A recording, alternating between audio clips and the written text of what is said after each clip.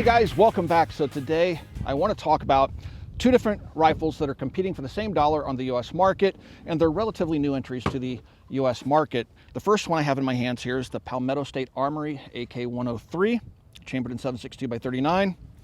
And the other rifle that I have out here today is the Kalashnikov USA KR103 rifle.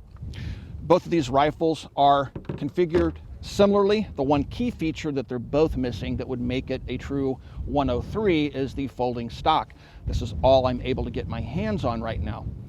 So in today's video, we're just going to talk about the features of each rifle, talk about the rivets, how they disassemble, look at the internal parts, and do a comparison between the two guns. We'll do a little bit of shooting with them as well. In a future video, hopefully when things calm down a little bit, we'll be able to do an accuracy test with a variety of different ammunition and things like that. So before we get into today's video, I just want to remind you guys to please like, share, and subscribe to our channel. A surprisingly small number of you guys that watch us actually take the time to click that subscribe button. So please do that. Please comment down below and help us out with the algorithms. And also please share our videos. With that being said, let's get started with today's video. Guys, please swing by and check out Big Daddy Unlimited, BDU. They help support us here at the Military Arms channel with products and things like that so we can continue to bring you content. There's a link in the video description down below that'll take you to the Mac blog and website. Please follow that link, and from there you'll find a link to Big Daddy Unlimited, and try them out just for 99 cents. You can see what they're all about. In essence, they're just like a big online store that has amazing prices. So please, again, check out BDU. In general, I've been very happy with PSA AKs. If you look back at previous videos, you'll see that I have a triangle folder AKM that I oftentimes feature. I've put Russian wood on it and things like that, dressed it up a little bit. It's one of my more favorite AKs to shoot. It's just a fun gun. So I was really looking forward to getting the 103. Now, by the time that I was able to purchase this, I already had the KR103 in my possession and was testing it. I've had that gun since last summer. Now, KUSA sent me that gun for my input into things that I would change in terms of the production gun. So the gun that I have is a pre-production gun and is not representative necessarily of what's currently being shipped. However, you know, I've shot it a lot because I was shooting it before the ammunition crunch of 2020 and 2021 was really in full effect. So I've had the opportunity to shoot that gun quite a bit. This gun, I haven't had the opportunity to shoot much at all, and that's because there is a shortage of ammunition even for us. 7.62x39 is one of those things that's becoming harder and harder to come by and going up and up in price. But shooting the PSA AK is pleasurable. I also want to commend them for putting cleaning rods on their rifles now. Before, you would order AKs from PSA and they wouldn't come with cleaning rods, and so I would have to go out to a third party and source a cleaning rod. The 74s, I don't think are shipping with cleaning rods just yet, but the 7.62x39 guns, at least this one, shipped with a factory cleaning rod, which I like. I mean, if you can make everything else here, why can't you make a cleaning rod? It was told to me that this is actually a pretty hard part to make or something like that. Regardless, it's now present, and I'm happy about it. The 103 in general is a really cool gun. Again, it's a modernized AK based on the AK-74M, which is the rifle that's currently in military service with the Russians, but that seems to change from week to week. But this rifle was developed in the mid-1990s and primarily for export. But yeah, it's a very neat design, a very popular design.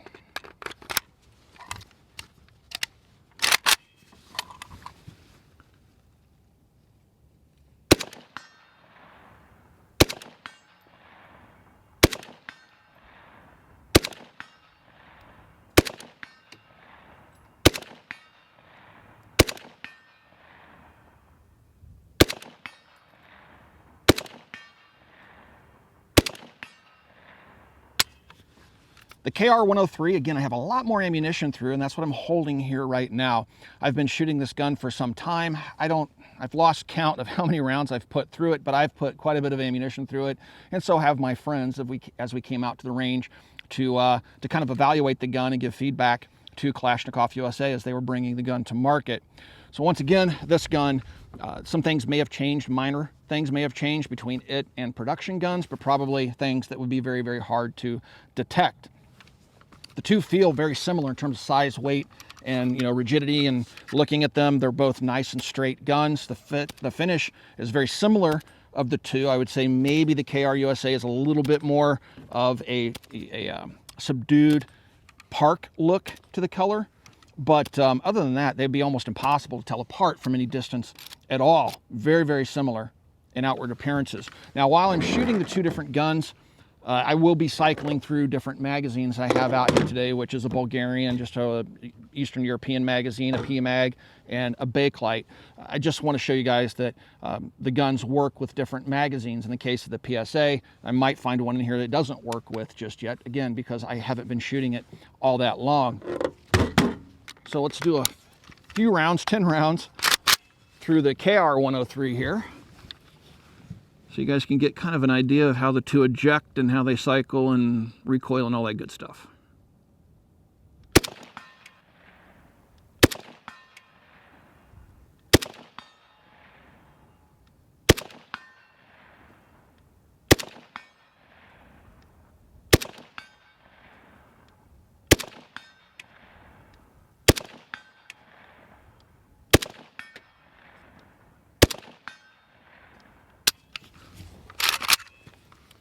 So in terms of perceived recoil, all that stuff, if I had a blindfold on shooting the two guns, the only way I could really tell them apart is this more flat contoured trigger of the KR103 versus the more traditional trigger of the Palmetto State Armory gun. So let's take the two and put them side by side and do a comparison of them as best we can, starting from the rear, moving our way forward, talking about the similarities and differences between the two guns, and that may help you in determining which one you might prefer to buy. This next segment, we're going to try to point out the very minor nuanced differences between the KR103 and the PSA 103. This next segment may not be for everybody. I also want to preface this segment with saying I am by no means an expert on the AK and AKM series of rifles. I don't know all the minutiae details of what's actually correct and what isn't for a military rifle versus a civilian rifle versus a commercially produced rifle for export rifle, whatever. I don't know those differences, but what I do have here this afternoon is an old Arsenal SGL imported rifle in the 103 configuration that was originally manufactured by Izmash and then converted for U.S. compliance here in the United States with the requisite number of U.S. parts. But this is as close as we're going to come to a Russian-built AK-103. It has the proper folding polymer stock and all that stuff. So right now we're going to talk about the little minor differences that I see externally between the PSA, the KR-103, and compare that to the Russian rifle that we have here in front of us. So if you don't like that type of minutia, feel free to skip forward past this segment in the video. With that being said, the two rifles up here, again, fixed stocks. This is what a proper 103 folding stock looks like. We're not going to get into talking about the stocks. So start moving our way forward. If we take a look at the rear of the receiver here, on the PSA gun, we have two domed rivets. If you take a look at the KR103, we have a domed rivet and then a flat rivet right behind the selector lever. So for reference, let's take a look at the Russian rifle, and the flat rivet appears to be correct for the Russian manufactured guns. They both have paintbrush style grips on them. I have a US Palm on the Russian gun, which would be a US compliance part anyway.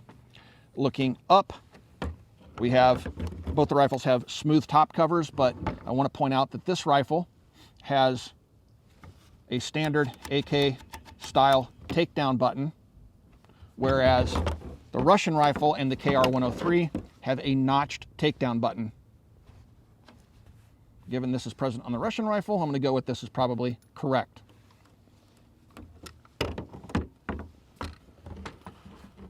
Moving forward on the rifles, we have the selector levers. So PSA has taken some ergonomic liberties here with the design. They've added an extra contact point here on the selector lever, again for ergonomic reasons, to make it easier to manipulate while you have your hand on the pistol grip. The actual Russian rifles, of course, would not have that feature. They're smooth on the side with the tab being only forward, and that would be echoed on the Russian rifle itself. Now the KR103 has a larger tab than what's present on the other rifle, but what's correct and what isn't, I couldn't tell you, but it has a slightly larger contact point than what I have on my SGL over there.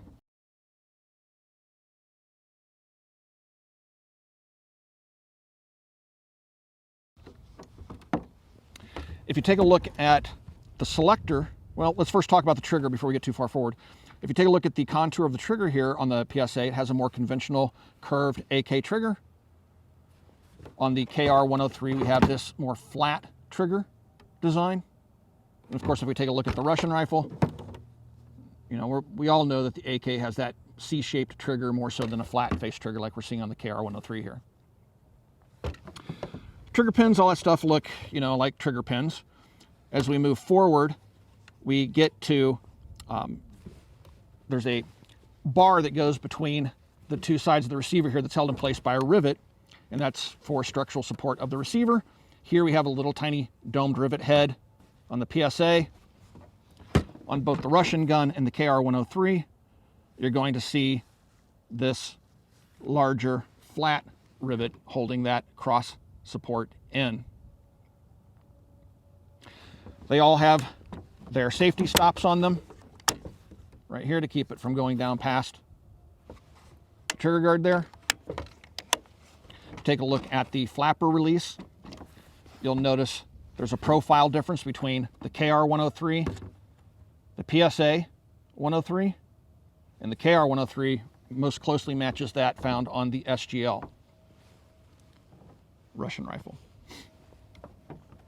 Moving up, we do have a full auto marking here on the PSA, a little detent there. That half mast position would be full auto on an actual machine gun, but no matter what position you have this in, it's going to fire semi-automatic. The other two don't have that feature. Taking a look at the receiver right here, we have a dimple that's here for magazine support. You'll notice on the KR103 that dimple's a little bit longer, and then the actual Russian rifle is somewhere in between. It's longer than the PSA, shorter than the KR103. Again, we're getting to that minutia. Moving up from here, you know, we have these nicely domed rivets on both guns. The rivets on both the KR103 and the PSA AK look very, very good. Evenly pressed, nicely pressed rivets.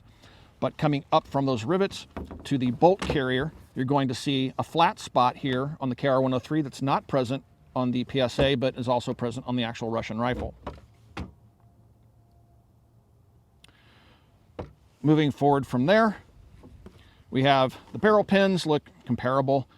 We obviously have the same polymer furniture. If we take a look at the takedown lever on the PSA, it's slightly different than what we see on the KR103, which is slightly different than what we see on the actual Russian rifle. The rear sights are comparable. They're graduated out to 800 meters on the PSA. They're graduated out to 1,000 meters on the KR103. We do have texturing here on the rear sight. Release button on the KR103, that texturing is not present on the PSA rifle. Moving forward from there, we have, let's take a look at the gas blocks. You'll notice that the gas vent holes are larger on the AK103 gas block here on the PSA. They're smaller on the KR103, which is more in tune basically with the Russian rifle. And we're going to get out here to the front sight now. So on the PSA, we notice some minute differences between what's on the KR103, and what's on the actual Russian rifle. The front sights are not the same. So I could go through all the differences, but just the cuts, a roll pin versus a rivet, how thick this sight is in terms of length, it's shorter on the Russian rifle and the KR103. The front sight on this looks like a 103 series front sight, but it's dimensionally different and held in place differently than the KR103 and the actual Russian rifle. If we take a look at the muzzle devices, you'll notice that this shelf right here is shorter on the PSA 103, longer on the KR103, which again matches that profile of the actual Russian rifle. Both rifles, the PSA and the KUSA rifle, have their accessory rails. Again, you can take a look at those rivets. We have a domed rivet here, a flat rivet here, but you can see how those two compare.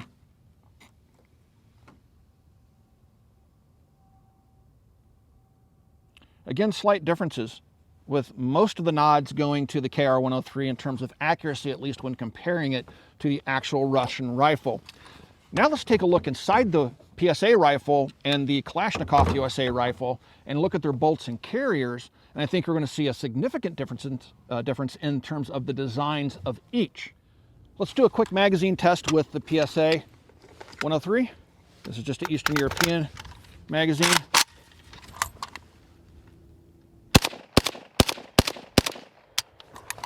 All right.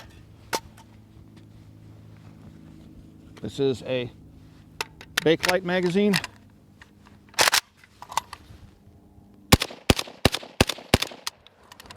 All right. A little tight there. Really tight there. There we go. This is a PMag.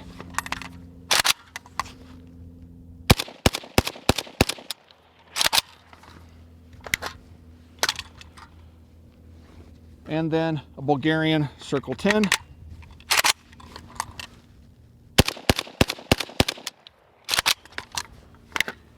So, generally speaking, the PSA is going to do fine with magazines that are out there on the market. A quick test on the KR103 with magazines. This is a Bakelite.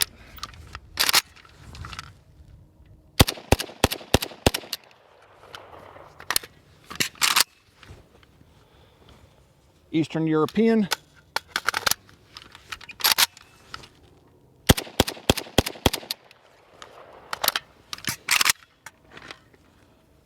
Bulgarian Circle 10 polymer.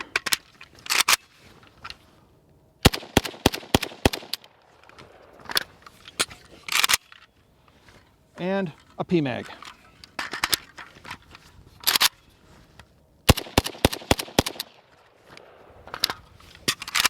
I think the KR103 is going to do fine with a variety of different magazines. This is where things diverge considerably between the two rifles. The PSA rifle is on top, the KR103 is on the bottom, and I have the bolt and carrier assemblies taken apart. If you take a look at the PSA, what we have here is a standard AKM bolt. It is a forged bolt, but this is a standard AKM bolt. It is not 103 pattern. You have the internal extractor, large stem bolt, that'll drop into any regular old AKM. On the KR103, we have the proper small stem 103 series bolt. It has the 103 external extractor, proper bolt profile, all that. This is an actual 103. The PSA is just an AKM that looks like a 103. This is the guts of the 103 system, and the KR103 is the only one that is correct. Downside, this one is machined from billet. The bolt on the PSA rifle is forged. So if you're concerned about this bolt being machined from billet and tempered, you may not want it. I don't see that as being a major issue, but some folks won't like it for whatever reasons because it's not traditional, but neither is having an AKM bolt and carrier in your rifle. So I think this is probably going to be durable enough to hold up, but only time and a lot of ammunition will tell. The carrier on the 103, the KR103 is forged, as is the carrier on the PSA rifle. You'll notice that the gas pistons are slightly different. Kalashnikov USA on the bottom, PSA on the top. And another difference between the two that's significant and worth note is the fact that the barrel on the PSA rifle has an FN cold hammer forged chrome lined barrel in it, has the FN logo stamped on top. I think that's a bit gaudy, but I think they're also trying to brag to the fact that it has an FN manufactured barrel in it. So cold hammer forged, chrome lined.